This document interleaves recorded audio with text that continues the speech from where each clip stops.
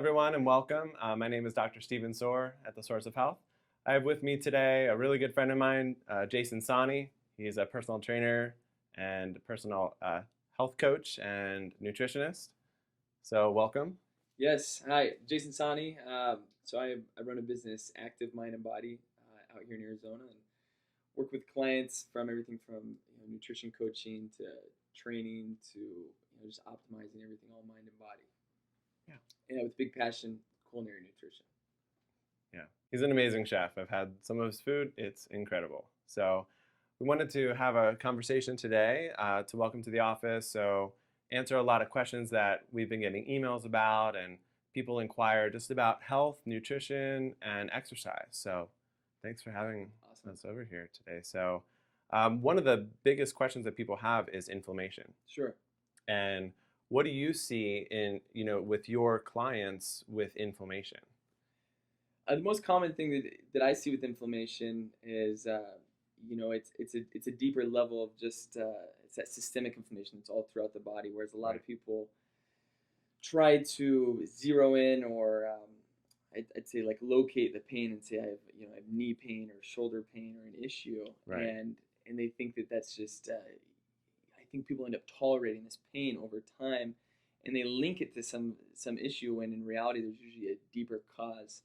That in my opinion comes from a lot of nutrition or nutrition deficiencies that they may have, Right. or self-inflicted issues that they're eating foods that can lead to that. But it's a big complaint for a lot of people, and to me that limits people's daily life on a regular basis. And you find people, like I said, tolerate that, and it's holding them back from so much. Yeah. So I mean, I'd like to hear what some of your ways of suggestion of I guess how you would go about treating that or suggesting a better solution. Sure.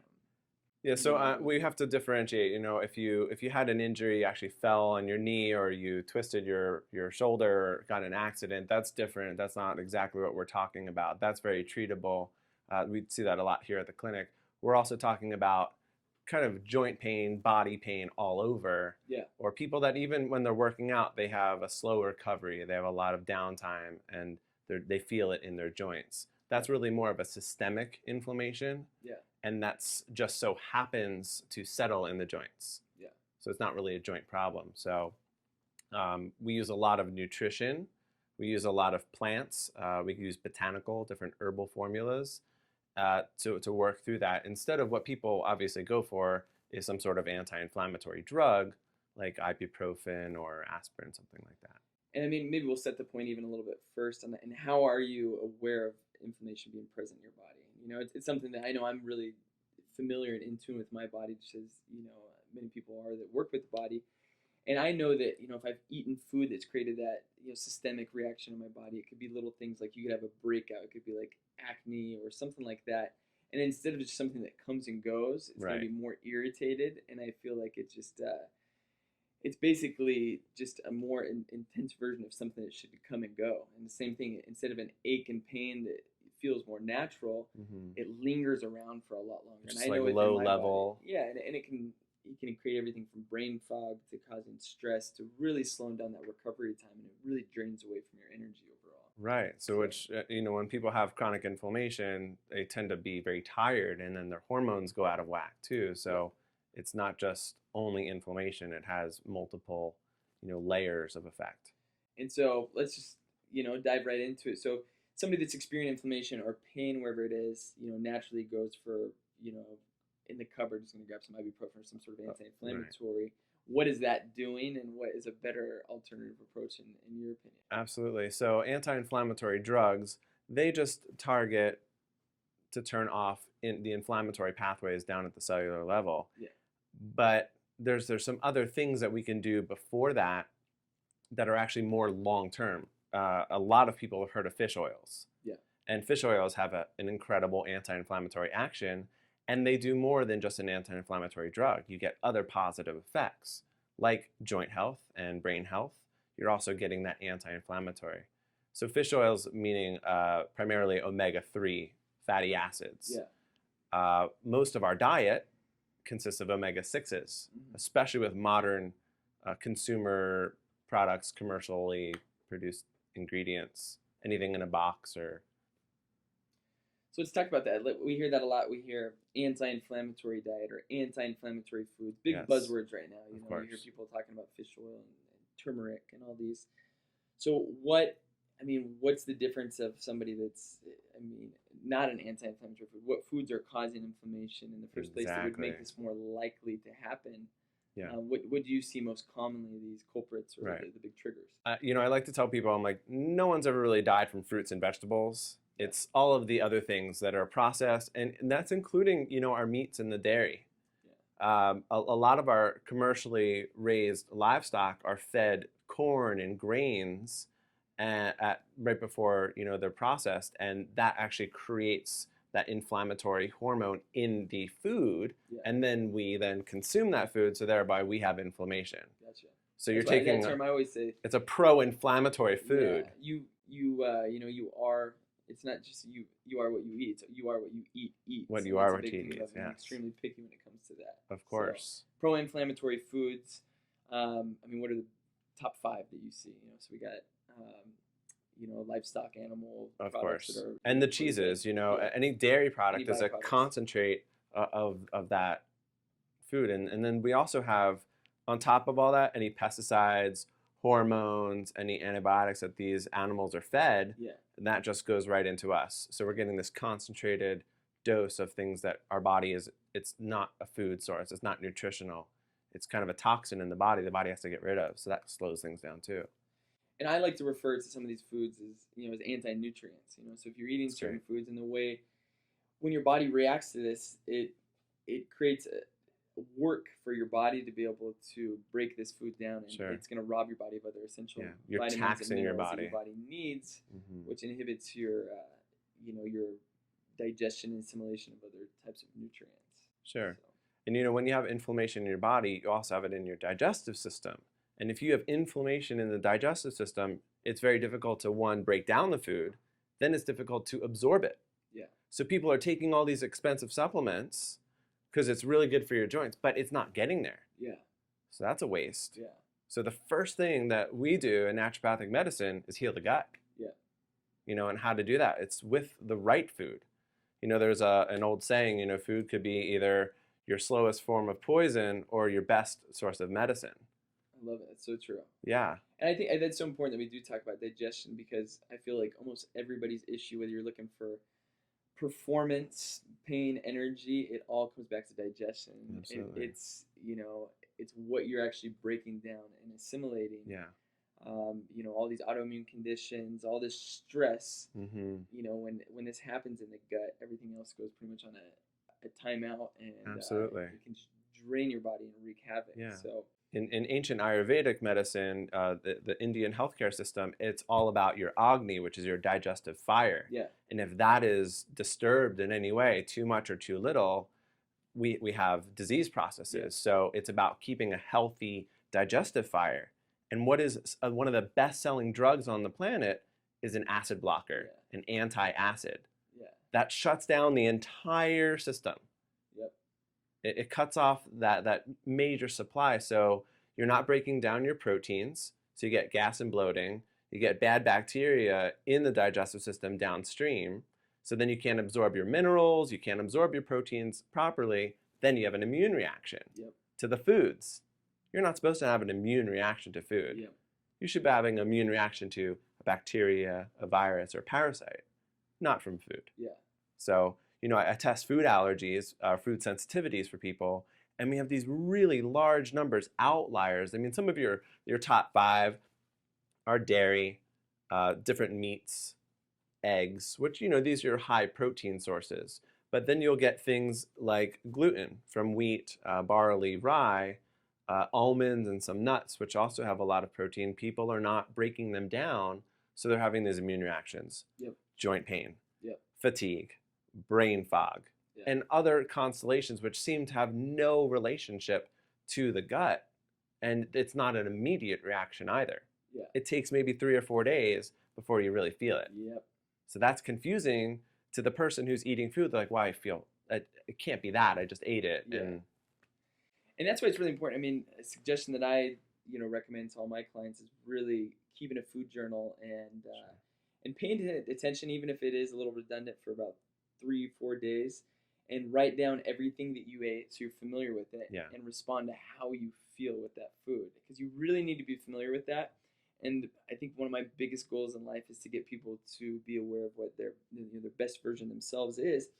And if you're dealing with stress or digestive issues or bloating or Mhm. gas, this is not normal. And what's happened is people's, I think, definition of how they look at normal, they've learned to tolerate this lower level, and it's almost like Right. they're living with a minor hangover. So if people are not feeling their best, and you are on a daily basis feeling like an upset stomach, whatever the case is, that's signs and signals to your body that you're doing something your body's not familiar with, it's Mhm. not used to. And it could be a poor combination of foods, it could be the wrong foods for you, possible intolerance, and continuing to go that way is going to create more problems in the long run. Sure. But ultimately, I want people just to raise their standards Of and say, course. look, if I have this issue, let's find out exactly what it is. For me personally, I realize that I have, a minor dairy intolerance, and I just feel much better Yeah. when I remove dairy. And when it comes to dairy, it's a sensitive subject for some people, but ultimately, the dairy that we're consuming now is not the same Yeah. as what it was 20, 30 years ago because of what Right. we said with the livestock and the feed. It's really poor quality and environmental Yeah, toxins. So and I know that personally, when I removed that, I felt so much better in a lot of those issues. And it's the same same. thing with eggs. I know that if I consume eggs too much, I feel, there's different acids in my body. Maybe they don't break those down as much. Hmm. So you have to be familiar with that, because you shouldn't feel like crap at any point. You should Right. feel your best on a daily basis. The food you eat should charge you up and give you Absolutely. energy rather than making you feel like you need to take a nap or lay Right. down. Real quick, how do you feel about doing rotational diets where you eat something for a period of time, then you switch out into a different eating plan? I highly recommend that. I almost tell everybody, Yeah. really pay attention to what season it is for one. I mean, I think step one is pay attention to your seasonal foods that kind of work as an adaptogen. And Sure. when I say adaptogen, just think of, a food that has a reaction that allows your body to adapt to the environment, including stress, and Yes. food that's thriving in that time period, let's say the season, for instance, is going to allow your body to really respond a lot better Right. to what's going on. But then in general, when it comes to proteins, when it comes to your different carbohydrate sources, Right. I really highly recommend cycling those so Absolutely. you do not get, you don't get bored of eating the same thing, but ultimately your body will not create those different intolerances. Exactly. If you eat the same food for a Yeah. long period of time, there's a general probability that you're going to have a reaction to it. Yeah, So, like summer, time for fruits. yeah, And we've known this for thousands of years. We eat food that's in season, and that seasonal food is actually better for us. So, fruits are really high in antioxidants. yeah, Well, we're out in the sun a little bit more, so we need more of that yeah, antioxidant power. yeah. I mean, it's a win-win, and you get vitamin C and all that beautiful stuff. And that's the key to having fun with it. When it comes to the culinary side of it, I Hmm. really teach people, take a look at the foods that have byproducts beyond just instant gratification, these seasonal foods, and how can you have fun using herbs that have a lot of benefits that are going Absolutely. to fuel that digestive fire. At the same time, they're going to, help make these new seasonal vegetables taste better. They're going to be more enjoyable, Sure. and you'll get the byproducts of that. And it's like, I'm a nerd with it and have a lot of fun, but I think, okay, adding in something like cinnamon is going to help regulate my blood sugar, and I can Mm. add it into different foods, to give me a little bit of sweetness. Or adding cayenne can help with circulation and Right. get the metabolism going. You're adding garlic can help with cholesterol, heart health. But have a lot of fun with, like, how can I sneak these in? Like lately, one of my favorite foods is using fennel, Yeah. because it's been used for years to help get that digestive fire going, and it's really Hmm. easy on the stomach. I feel like it eases that stomach, the whole digestion process. It Plus, it does. tastes good. It's got vitamin C. It's got a lot of potassium, and it's really easy, and it can be paired up with so many different Right. things. And there's great essential oils that are in fennel, and they've been, typically like before after dinner mints were, in India, they'll have some fennel right on the table on the way out the door. You just have a little Yeah, spoonful of those, and it's very good for the digestive system. yeah. Yeah, I love that. And this is where I get really passionate about the food side of it, is because I think, how can I support my digestive system as much as possible on a regular basis with the foods that I'm eating? So Absolutely. using herbs that are going to play into that, things like fennel, or diversifying my sources of fiber. Right. So you're naturally eating a very detoxifying, cleansing Mhm. cleansing diet, and it plays into, like, consuming teas. I mentioned that I cook with tea a lot. I always have brewed teas, and it doesn't always have to be like a caffeine high green tea, but I do use green tea a lot. Yeah. Rooibos tea, different herbal teas Sure. that I'll have brewed, and I'll use them either to neutralize heat if I'm cooking and doing like a steam frying type of dish, or a base for a sauce or a soup. Right. And a lot of these teas, in addition to having antioxidants, also have been shown to, help support digestion as well. Of And that's just course. Yeah. something that I can have fun with, and I can think, okay, I'm gonna make this whole digestive process that much easier Right. in this meal that I'm eating and getting more out of it. And to Sure. me, I find excitement in that. At the same time, it tastes Yeah. better. We were talking a little bit before about mushrooms Yeah. and being able to use mushrooms medicinally, part as an adaptogen, but also really good for the immune system. So one of the most well-studied mushrooms is called cordyceps. And cordyceps has been studied in China for a very long time, and it's come to the U.S. And what's your use with cordyceps? I think cordyceps is fascinating. Cordyceps and some of the other related mushrooms like reishi and maitake and lion's mane. They've been Love they've been lion's mane. used for years in Chinese medicine or ancient Eastern medicine. To help energy, to help immune system performance. Some of those adaptogenic properties. But something like cordyceps, mushrooms by using from a culinary side can help bring out that umami, that fifth taste. It's the Right. flavor of delicious that can round things off. But also they play that adaptogenic role, I think, with the immune system. Cordyceps specifically has been shown to help with endurance. Oxygen in the blood. It's been shown to really be a big support to your general immune system, especially on like that stress response side, from Of what I've course. noticed. Yeah. And so it's something that it doesn't have any negative possible side effects. And so I have fun with that whole idea, thinking, okay, it's been shown to support a lot of things, but worst case scenario, it's not going to do anything bad. Whereas I Right. could play around with some of these other supplements, and who knows, you do too much of Mhm. something else, and it's going to be a negative issue. Sure. So I truly believe I'm a big fan of the herbal mushrooms. Absolutely. And medicinal mushrooms. A lot of conventional doctors worry that herbs or certain nutrients can have potential side effects. But if you look at the statistics, millions of people take vitamins and other supplements, but more people die from pharmaceutical medications than it's the third leading cause after Yeah. heart disease and cancer. So it's a major problem. Yeah. And I mean, I'm thankful that I grew up in a more open-minded environment in Oregon, where you see a lot of more medicinal uses, and I think you're just open to an alternative, a way of treatment, to where that's definitely helped me be able to look at things and just realize that there's probably natural ways to treat things, and it's like, I think you really have to take an open-minded approach and realize that most studies are funded by a source with. Yeah, it's I it's mean, not very good science anymore. Yeah, They're formulating it different takes some research. self-experimentation and really you using some common sense and thinking, explore for yourself to see what's out there rather than just going and putting a band-aid on different things. Of And course. all the herbs that are out there, it's rare that they have that many side effects, and you definitely need to explore a little bit and Right. find somebody that's found some from similar issues there, but not rely so heavily on just going and looking up a designated code of how to treat something. Exactly. Yeah. Symptom, I guess you Right. could say. So kind of like switching off on that for a little bit, weight loss. Yeah. I know you see a lot of clients for weight loss, and kind of what are some key hallmarks that you see with weight loss, people with those issues? I'd say that's definitely my bread and butter and my biggest niche, I should say. And that's, I mean, I cook in the culinary side of everything. The byproducts of that, I think, I do it from a preventive standpoint, so I can live longer, healthier, and happier. But ultimately, it's all designed around keeping, a healthy body composition, because that's what's been marketable. It's what's allowed me, I think, to really get my name out there and Sure. doing what I'm doing.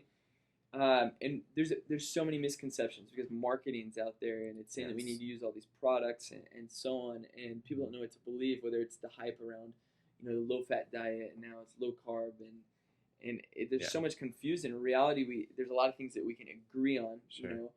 Most people are not eating enough vegetables. You eat more vegetables You and get more fiber, fiber. your body's going to be in a healthier environment. Hmm. But I think the biggest issue is blood sugar management. Absolutely. more than anything right now. And so when it comes to weight loss, I find that most people are what I would like to say are in a state of being sugar burners Yes.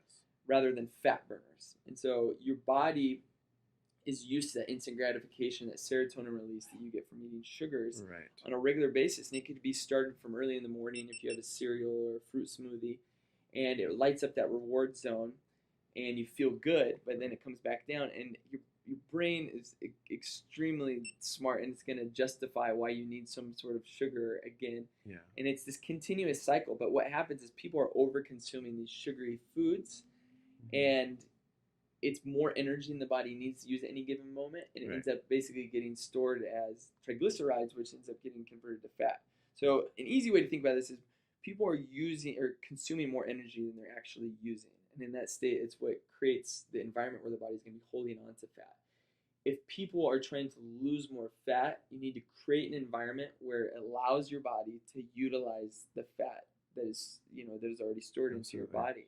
Mhm. And I think it's a lot more simple than people make it out to be, but ultimately you don't want to spike your blood sugar, eat foods that are going to give you that high glycemic index Mhm. at all throughout the day, unless you're doing energy activities that you're actually going to be able to use that. Sure. But blood sugar related, being really conscious. There's so many people that are abusing fructose. Oh yeah. And I want to touch a couple things here with. Definitely. So fructose, most closely related to fruit is, it's nature's candy, and you really Yeah. have to think about that. So when you're adding fruit to a dressing or dried fruit to a salad, it's literally like adding like candy to a fruit. I mean, to your dressing and to your salad and all these different types of things. But it's natural, Yeah, so it and so sounds. people have this Yeah. idea that it's natural, and absolutely, fruit has so many things to offer you. A lot of antioxidants, tons of nutrients for your body, but it can Mhm. easily be abused when that overload of energy is loaded into your body, and then it doesn't always trigger the insulin response to slow it down. And Right. so, what happens in most cases, your body has this energy surplus from blood sugar, and what you do not use and what you're not using in that immediate area right around that hour, couple hours or so, Good it's story. going to get converted to fat. And I think it Absolutely. blows people's mind that you can consume fruit and it can be turned into fat. Yeah. And then all the other byproducts of fructose.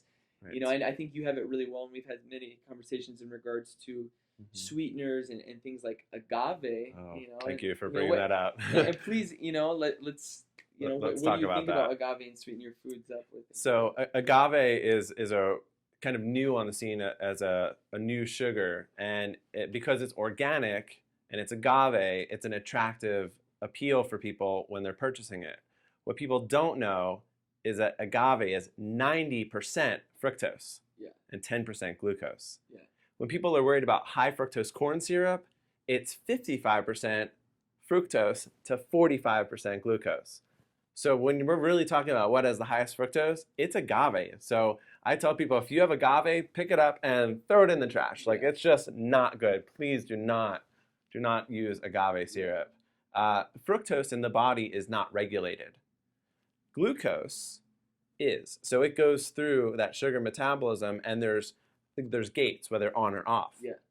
Fructose sneaks in after that major gate. So it goes right through. You have this surplus of energy. It goes right into fat, and it makes people's livers Yeah. really congested. So you have to deal with that. So triglycerides go up, and then they have insulin-resistant problems, of course. Yeah.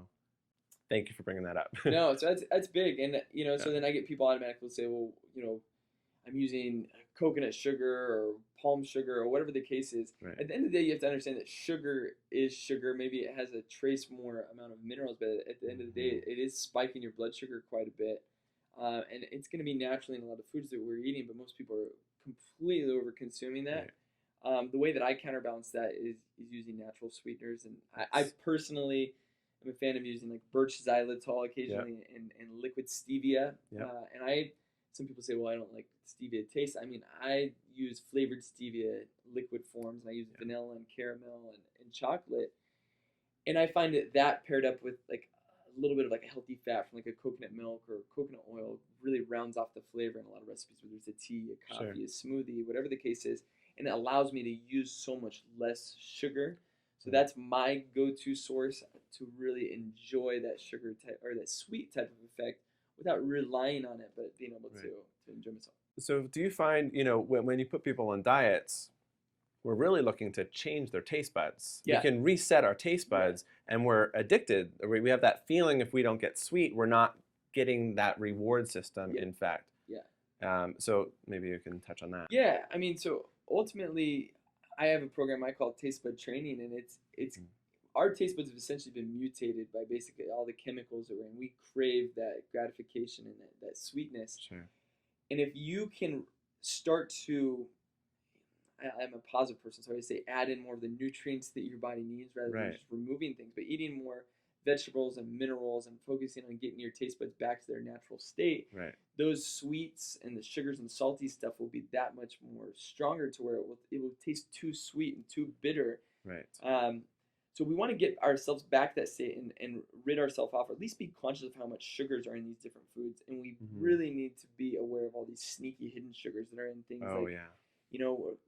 big things that come up. It's like, oh, I'm drinking fat-free milk. Well, that fat-free milk has 12 grams of sugar per serving, Exactly.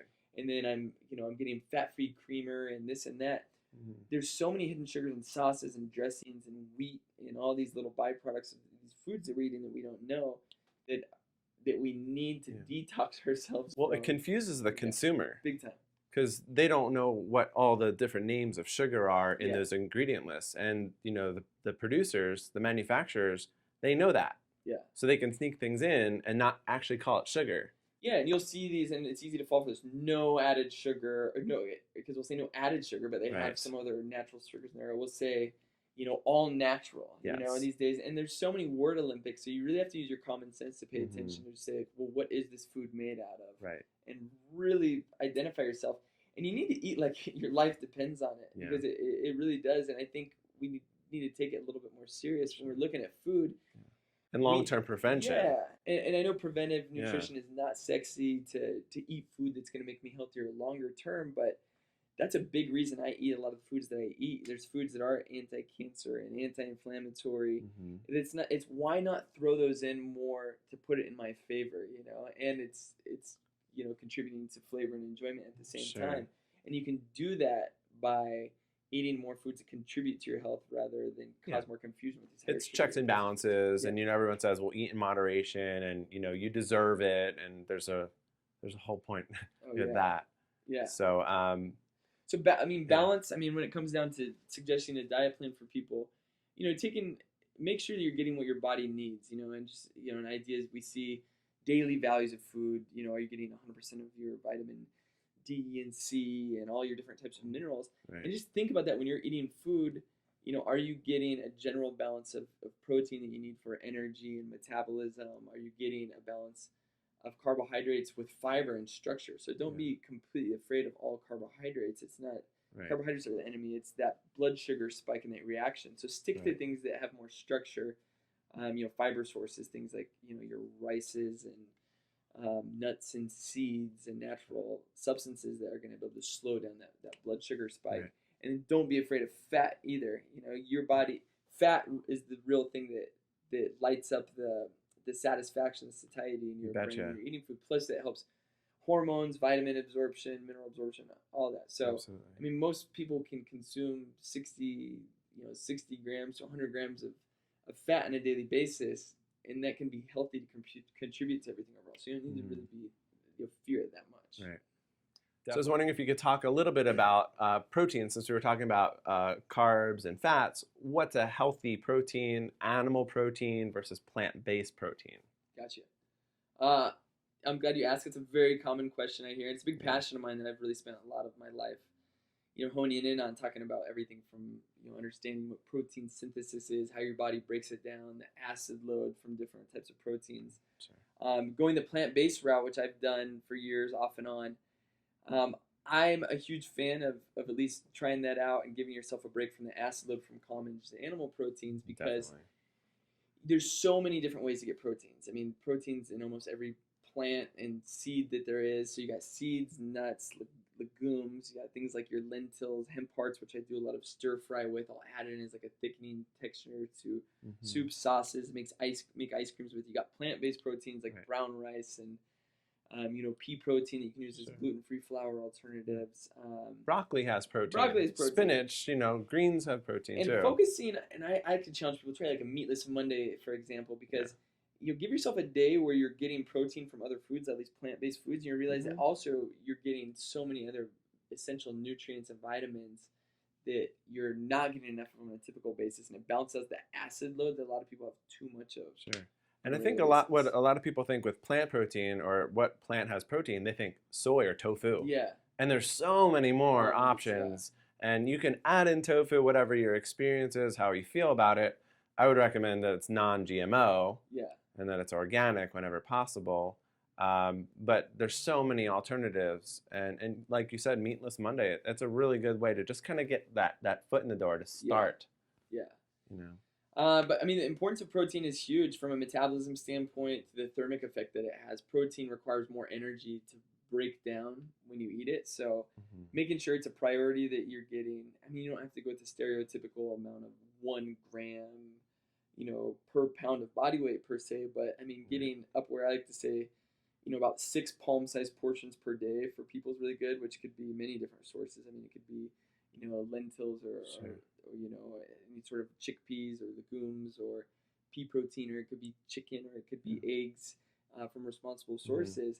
Making sure you're getting that in throughout the day is going to help keep you satisfied, plus keep your metabolism a little bit higher in all the functions. Yeah. Even oatmeal has protein in it. Yeah, absolutely. It says it right on the back. 6 Yeah. 6 grams of protein in one serving, like a third of a cup. Yeah, so I have fun with become a detective and start looking at Sure. what is actually in a lot of the foods that you're eating, and I think most people there's a disconnect from, I challenge people to be more mindful. And it's the opposite Absolutely. of being mindless with what you're eating. Yeah.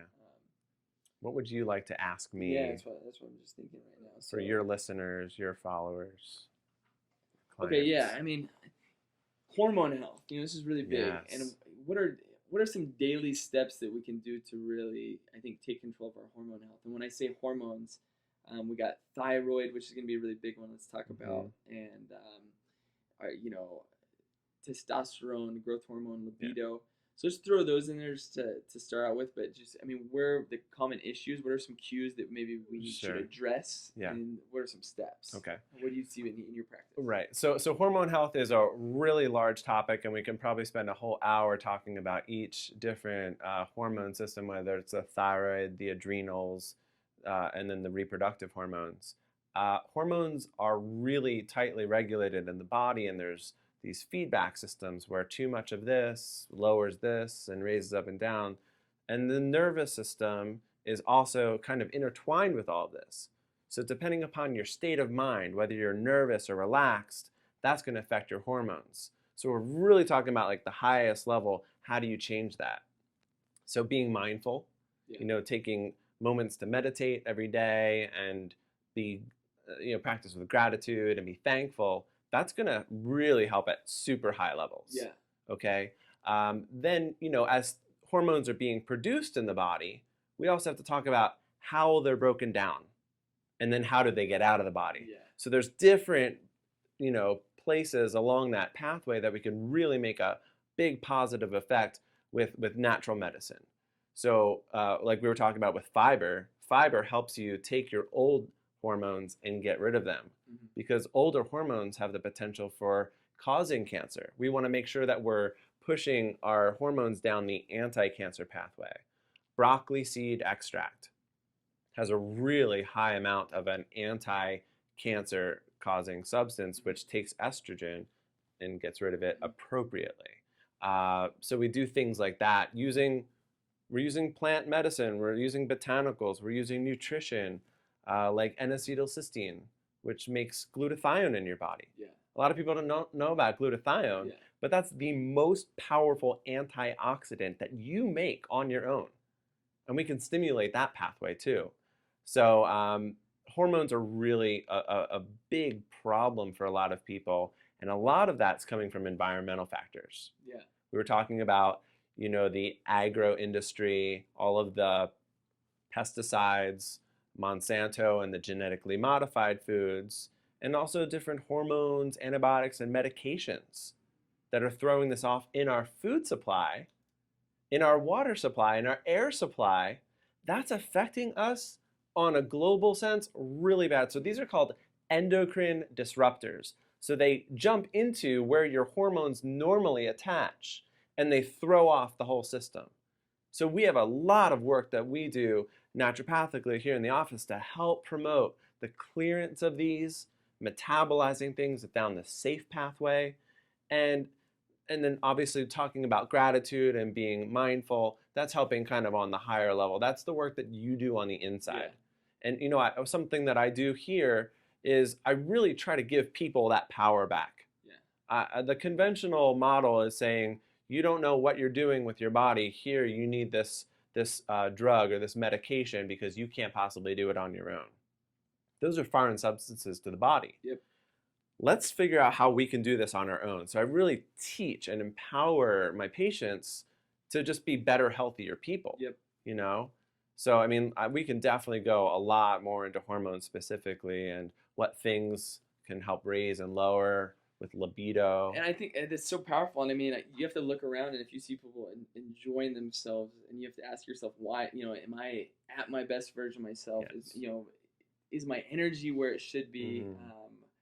Am I getting by the day without feeling like I need a nap? Sure. Is my libido where it needs to be? Do you sleep at night? Yeah. Are you sleeping sound Right. at night? Quality? Because there's a big difference between I lay in bed for 8 hours a night. Are you sleeping for Right. 6, 7, 8 Sleep hours? and rest are It's a different. big issue. Mm-hmm. So it's something that I feel like if you're not at that best level, you need to address those issues immediately. Why not? It's the most important thing, based on how you're feeling, that the ultimate energy, where your metric, where your energy is. Sure. So I mean, like step one, where do we go if we are not feeling like? What's the first thing to do to check our hormones, Right. to see like how our levels are? I mean, how do we address this? Identify. Right. So there's a couple different ways to test your hormones. One, we talk about how do you feel, like all those questions we were talking about. We do different diagnostics. We can test your blood, we can test your urine to see what are your hormone levels in your blood, and then what are the metabolites or that breakdown product I was talking about.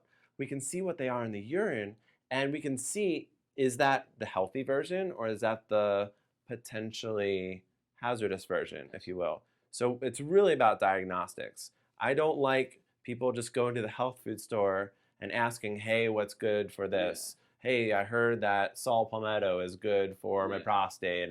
Well, let's actually test it out and see. So you save your money. You actually are getting effective treatment. A lot of people take herbs and they say, oh, they didn't work. Well, because you don't know what you're treating. Exactly. So that's really the difference. I'm a doctor, so we actually diagnose first and then we treat accordingly. Yeah. So I think that's why, this whole process is so much fun, and I get so much enjoyment and satisfaction after seeing somebody, when you work with somebody, to take a look at their lifestyle, having some rituals, and you can improve them and get them to understand and have that better communication with their own bodies. And I think it's something that I really encourage everybody to really raise their standards, because every area of their life improves if you're more in tune, if you're more grounded. Absolutely. This has been fun talking about all this, and this has been great. I want to dive into hormones and continue a lot more with each specific one, and how to get much, make sure you're optimizing all those here soon. Of course. So thank you so much. Thank you all for watching. Thank you, Jason, for stopping by, and stay tuned for the next one. Awesome. Thanks. All right.